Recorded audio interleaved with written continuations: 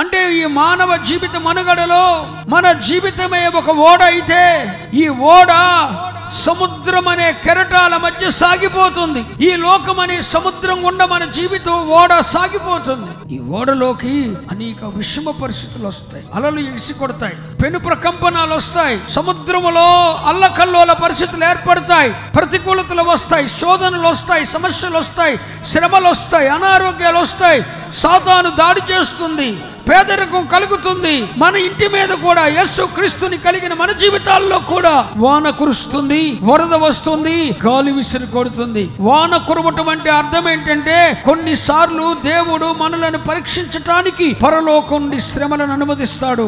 భూమి మీద వరద రావటం అంటే ఏంటంటే మనుషులందరూ మనకు వ్యతిరేకులైపోతారు. 3 గాలి విసిరి. గాలి ఎక్కడిది?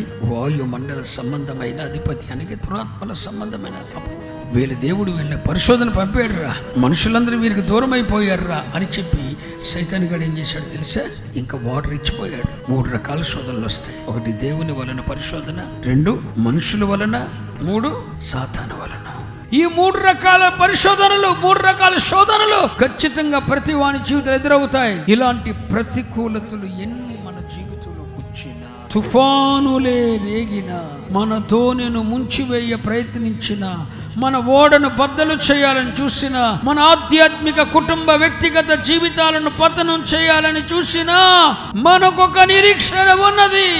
ఆ నిరీక్షణ మనలను శ్రమలలో, తుఫానులలో కదల్చబడనియదో.